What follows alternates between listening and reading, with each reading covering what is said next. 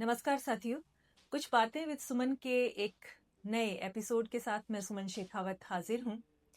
कहा गया है कि मेहनत अपने लेख की रेखा, मेहनत से क्या डरना, कल गैरों की खातिर की, आज अपनी खातिर करना। मेहनत चाहे हम गैरों के लिए करें या अपने लिए करें, वो रंग ज़रूर लाती है। ऐसे ही एक मेहनती और ज़हीन व्यक्ति हमारे साथ हैं जो कि सिटी बैंक लंदन में वाइस प्रेसिडेंट के पोस्ट पर काम कर रहे हैं। आप हैं श्री तरुणेंद्र सिंह जादौन, जो कि आज के हमारे मेहमान हैं और इंग्लैंड में उनके क्या अनुभव रहे हैं उन्हीं से जानेंगे। तरुणेंद्र सिंह जी, आपका बहुत बहुत स्वागत है हमारे पॉडकास्ट में। धन्यवाद सुमन जी, नमस्कार और धन्यवाद यहाँ पे बुलाने के लिए। जी तरुणेंद्र सिंह जी, आप कितने वर्षों से आप इंग्लैंड में रह रहे हैं? तो अभी मुझे लगभग 7 साल हो गए वहाँ पे रहते हुए। जी पहले मैं टीसीएस में काम करता था जी और उसी के थ्रू 2019 में पहली बार गया था जी और तब से अभी वहीं पे हूँ। जी। जी। जब आप पहले गए तो क्या ऐसी बात आपको याद आती है जो आपको एकदम से लगता है कि ये हमारे देश में नहीं है? इंग्लैंड की कोई खास बातें, कोई अनुभव जो शुरुआत के आपको याद हो? तो जब 2019 में पहली बार वहाँ पे गया था तो सबसे अचंभित करने वाली जो जो चीज़ थी वो इंफ्रास्ट्रक्चर था वहाँ का, हम्म। जो फिर भी एक्सपेक्टेड था। मुझे उम्मीद थी कि विकसित देश है तो अच्छा इंफ्रास्ट्रक्चर होगा ही, पर उससे ज़्यादा अधिक जो अचंभित करने वाली जो चीज़ें थी, जो मुझे लगी कि मैं सड़क के किनारे खड़ा हूँ अपनी परिवार के साथ जी और एक कार आती है, वो रुकती है मेरे लिए और पहले मुझे कहती है कि आप पहले क्रॉस करो जी। और फिर वो आगे बढ़ती है। हम्म उसी तरह दूसरा एक और अवसर आया जब मैं साइकिल चलाता था। हम्म मुझे साइकिलिंग का शौक है तो मैं साइकिल चला रहा हूँ और एक पीछे से बहुत बड़ा ट्रक आ रहा है हम्म जो कि मेरे लिए इंतजार कर रहा है, मेरी ही स्पीड से पीछे पीछे चल रहा है जब तक कि उसे और खुली जगह नहीं मिली आगे निकलने के जी लिए। जी तो ये थोड़े बहुत साधारण से अनुभव हैं, पर ये बहुत अचंभित करने वाले भी हैं कि पैदल चलने वाले और साइकिल चलाने वालों के लिए भी सड़क सुरक्षा के हिसाब से सभी नियम बहुत ही दुरुस्त हैं और सभी लोग पहले फॉलो भी करते हैं प्रायोरिटी देते हैं पैदल चलने वालों के लिए और साइकिल चलाने वालों को। जी तो ये काफी सुखद अनुभव थे। जी। वहाँ की दो, जैसे ये अनुभव आपने बताए जो सुखद बातें थी, तो वहाँ रहकर भारत की जो है क्या बात है जिसे आप मिस करते हैं, आपको याद आती है? तो मेरा अधिकतर जीवन तो यहीं पे निकला है। हम्म तो ऑब्वियसली मेरे काफी जीवन का अधिकतर अनुभव यहीं निकला है। तो यहाँ की जो ऋतुएं हैं, हम्म। यहाँ की जो बारिश की जब शुरुआती बूंदें पड़ती हैं तो उसकी मिट्टी की खुशबू है, वो वहाँ पे नहीं मिल सकता, किसी भी जी हाल में नहीं मिल सकता। जी जी हालांकि ये चीज़ें अब मैं यहाँ पे ही मिस करने लगा हूँ कभी कभी जब मैं आता हूँ। हम्म। तो जाने से पहले मैं गुड़गांव में रहता था, जी तो आप हर मौसम पे कोसते ही हो। हम्म। बारिश आती है तो आपके जो अंडरपास हैं वो पानी से भर जाते हैं, सर्दियाँ आती हैं तो प्रदूषण से बुरा हाल है, जब सर्दियाँ आने का सीजन होता है तब पराली जलाने से धुएं से बुरा बुरा हाल है। जी तो ये जो सुखद अनुभव थे, मैं चाहता हूँ कि हमारा देश दोबारा उन चीज़ों पे काम भी करे और कम से कम साफ हवा और पानी तो इस देश की हर नागरिक का अधिकार भी है और ज़रूरत भी है। जी। पर्यावरण की आपने बात की, आपने कहा कि जो पॉल्यूशन पर अगर बात करते हैं तो क्या वहाँ पर पॉल्यूशन नहीं है? हाँ, कह सकते हैं कि लगभग ना के बराबर है। जी बिल्कुल भी नहीं है। और हाँ, इस चीज़ में एक जो एडवांटेज है उनके पास कि वो पहले ही विकसित हो चुके हैं, वो भी प्रदूषण के दौर से गुजरे हैं, ऐसी बात नहीं है। जी 1940-50 में वहाँ पे भी अम्ल वर्षा और हमने बहुत सारी जो चीज़ें सुनी है, थेम्स का पानी, हम्म वहाँ की मुख्य नदी है, उसका हम्म पानी बहुत गंदा हुआ करता था। हम्म पर आज की तारीख में हम कह सकते हैं कि पर्यावरण बहुत ही अच्छा है और प्राकृतिक चीज़ों के लिए, और हर जगह पार्क वगैरह बनाए जाते हैं, ग्रीनरी का अच्छा ध्यान रखा जाता है। जी। जी। लंदन में कौन कौन सी जगह है जो आपको खास तौर पर पसंद है? जैसे थेम्स का भी आपने जिक्र किया, वहां पर जाते हैं आप? हाँ, थेम्स लंदन के एकदम बीचों बीच से निकलती है हम्म। वहाँ पे। अच्छा, लंदन अपने आप में पर्यटक सिटी है जी। पूरी। आप शायद महीना गुजार सकते हो और आपके घूमने की जगह खत्म खत्म नहीं नहीं होगी। होती। जी। पर मुझे साइकिल चलाने का शौक है, और मैं साउथ लंदन के एरिया में रहता हूँ। और हम्म। वहाँ पे एक जो सरे हिल्स, एक कंट्री साइड है। जी कंट्री साइड वहाँ पे कहते हैं, जो ग्रामीण इलाका होता है। जी जी। तो वो बहुत ही सुंदर है, स्पेशली जब गर्मियों का समय होता है तो मैं वहाँ पे साइकिल चलाने जाता हूँ। छोटी छोटी हिल्स हैं, छोटे छोटे गांव हैं, हम्म। बहुत ही सुंदर दृश्य होते हैं। जी। इसके अलावा जैसे छुट्टी अगर आपको मिलती है तो क्या आपकी गतिविधियां रहती हैं? तो लंदन जो शहर है, उससे समुद्र भी बहुत दूर नहीं है। हम्म। तो आप लंदन में भी कहीं घूमने जा सकते हो। गर्मियों में अ, जो बीच हैं वो भी बहुत दूर नहीं है, 1 घंटे की ड्राइव पे। मुझे लगता है कम से कम 10 बीचेस हैं जो जहाँ पे हम जा सकते हैं। हम्म। और उसके अलावा मैं खुद भी स्पोर्ट्स का शौकीन हूँ, जी और थोड़ा सा साइकिलिंग, रनिंग, फिजिकली एक्टिव रखता हूँ, तो कुछ इन चीज़ों में इन्वॉल्व रहता हूँ। जी। अभी हमने बात की थी जैसे कि पर्यावरण पे या पोल्यूशन पे, तो क्या आप सलाह देना चाहेंगे कि भारत में इस तरह का काम होना चाहिए, या क्या ऐसी पॉलिसीज या नीतियां ऐसी बननी चाहिए कि जैसे अगर आम नागरिकों को भी आप कहना चाहें तो आप क्या कहना चाहेंगे कि उनका भी सहयोग रहे पोल्यूशन को कम करने में? पॉलिसी तो मैं नहीं बता सकता, लेकिन मुझे विश्वास है कि देश में अच्छे एक्सपर्ट्स हैं जो इसके अच्छे समाधान दे सकते हैं। हम्म। तो सरकार को केवल पोस्टर छापने के बजाय, जो जो मुझे लगता है, वो एक्सपर्ट्स के पास जाना चाहिए, हम्म। उनसे कॉम्प्रिहेंसिव सॉल्यूशन लेने चाहिए। हम्म। कॉम्प्रिहेंसिव सॉल्यूशन से मेरा अर्थ है कि कचरे का घर से और बाहर तक पूरा निस्तारण करना, हम्म। नदियों को साफ करना। अच्छा, एसटीपीज वगैरह लग भी रहे हैं देश में, नमामि गंगे और कई परियोजनाओं के तहत। पर जैसे कि रिपोर्ट्स में देखता हूँ, बहुत सारे अच्छे रिपोर्टर्स हैं जो मेन स्ट्रीम मीडिया से हटके, जो कि बहुत अच्छा काम कर रहे हैं। एक तो उनके जरिए देखता हूँ, तो कोई भी एसटीपी उतना अच्छा काम नहीं कर रहा। अच्छा, मैं प्रत्यक्ष भी देखता हूँ तो यमुना कोई बहुत अच्छी साफ नहीं है, और ना ही गंगा भी। हम्म। तो कहने का मतलब है कि एक कॉम्प्रिहेंसिव सॉल्यूशंस होने होने चाहिए। चाहिए। इधर उधर छोटा मोटा इधर उधर कर देने से, आज के समय पे जितना हम कचरा जनरेट करते हैं, जितना प्लास्टिक हम जनरेट करते हैं, तो वो छोटे मोटे प्रयासों से संभव नहीं है। हम्म। जनता पे मैं तब आऊंगा जब पहले सरकार पूरे अच्छे कदम उठा पाएगी। जी। क्योंकि हाँ, कुछ अच्छे कदम हुए हैं, जैसे कचरा उठाने घर घर गाड़ी आती है। गाड़ियां आती हैं। पर दूसरी तरफ मैं ये भी देखता हूँ कि शहरों के चारों तरफ वही कचरे के ढेर पड़े मिलते हैं। हम्म। तो ये अच्छा समाधान तो नहीं है। जी। तो बहुत कुछ करने की जरूरत है हमारी सरकारों को भी। जनता से मैं ये कहूंगा कि सरकारों से सवाल पूछें। अपनी, आप जिस पार्टी को वोट देते हो, आप उन्हीं से सवाल पूछें। अगर हम वोट देके हम किसी पार्टी को हम डिफेंड नहीं कर सकते। जी ये नेताओं का खुद का काम है कि वो अपने आप को डिफेंड करें, अपने एक्शंस को डिफेंड करें। जी जो कि जी।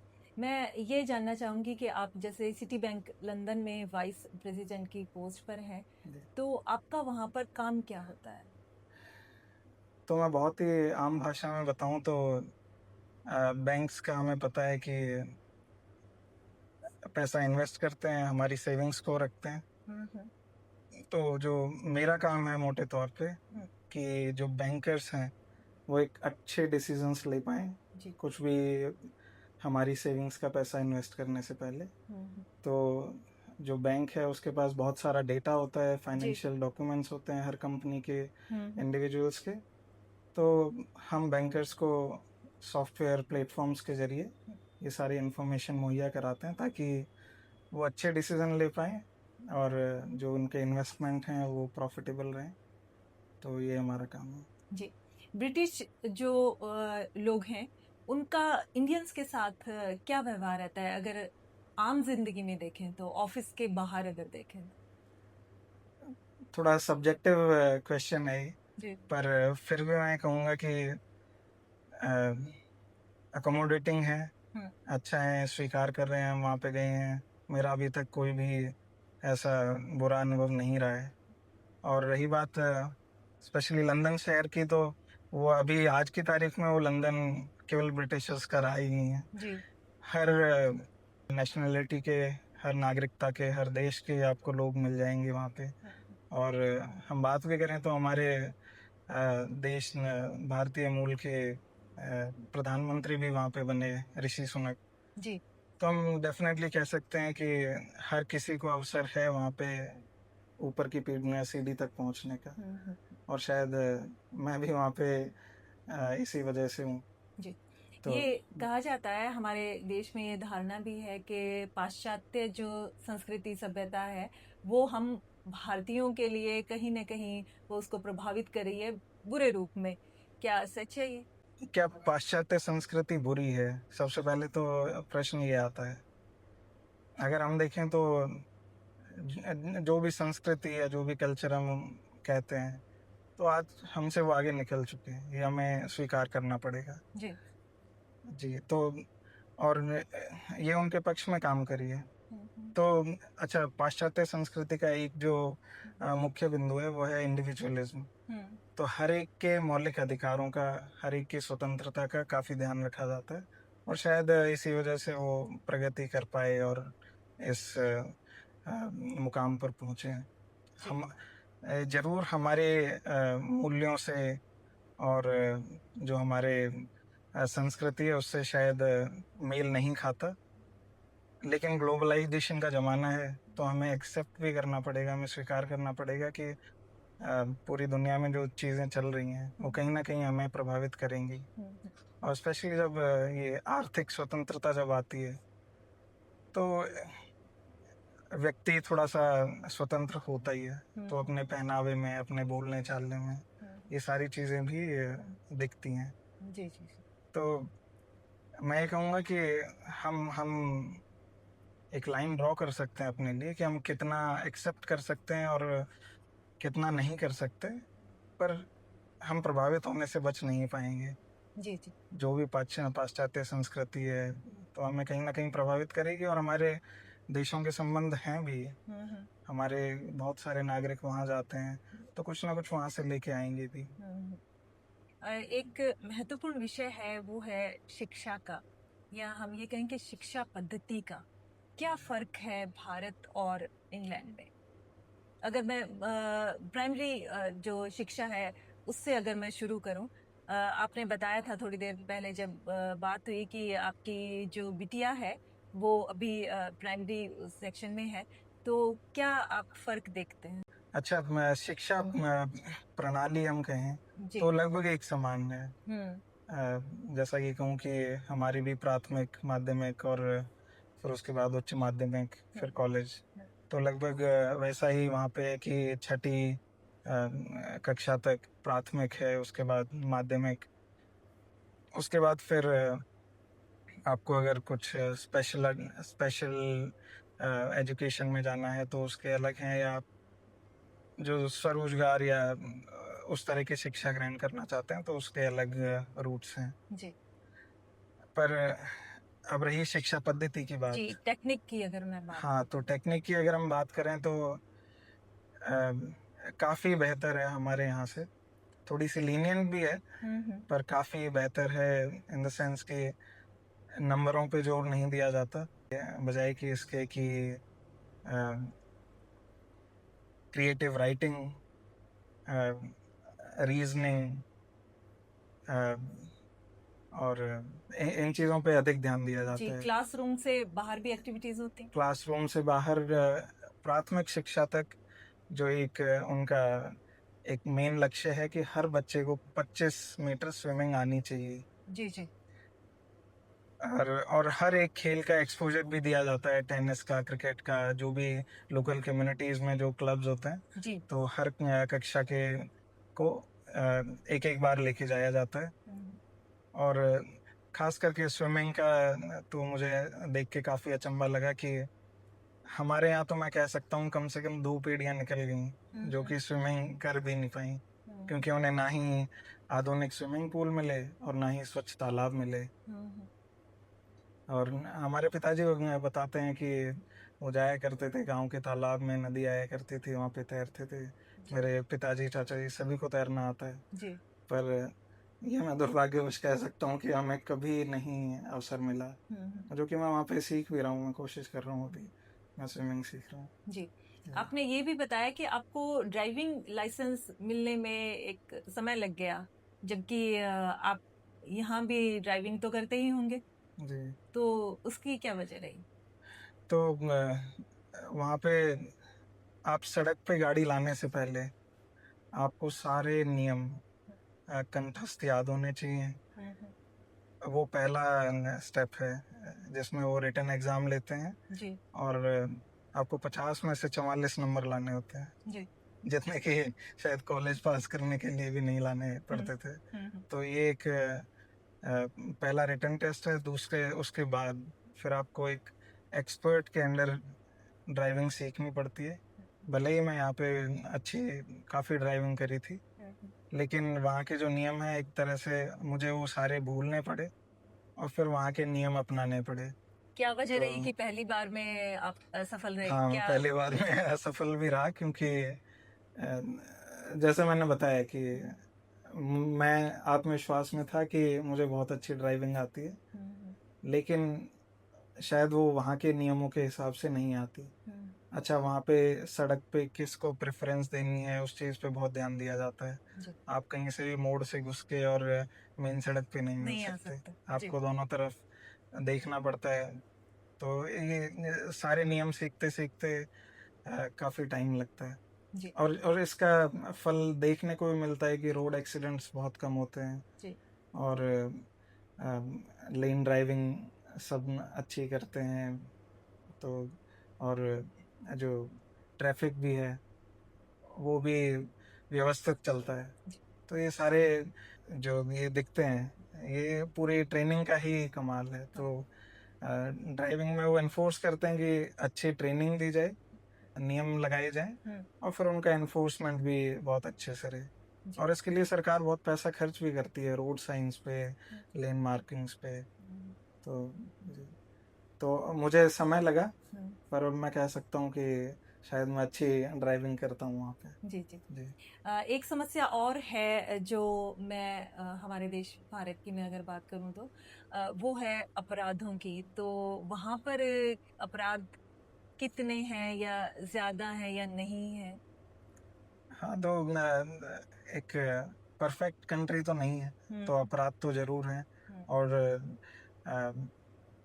स्पेशली जो आज की तारीख में जो वहाँ की सबसे बड़ी समस्या है कि स्कूल में जो वायलेंस है, कि ये लोग जो बच्चे हैं वो अ, चाकू लेके स्कूल में आ जाते हैं। हालांकि गन गन कल्चर कम है वहाँ पे, हमने अमेरिका में देखी है कि काफ़ी घटनाएं हुई जी। हैं जी। जहाँ पे बच्चे गन लेके आ जाते हैं और कई लोग मारे जाते हैं। तो पर यहाँ पे गन नहीं है तो चाकू लेके आते हैं। जी। तो इस चीज़ अगर मैं देखूँ पिछले 7 साल में, तो घटनाओं में कमी आई है। और सरकार जो पुलिस है काफ़ी स्ट्रिक्ट एक्शन ले रहे हैं।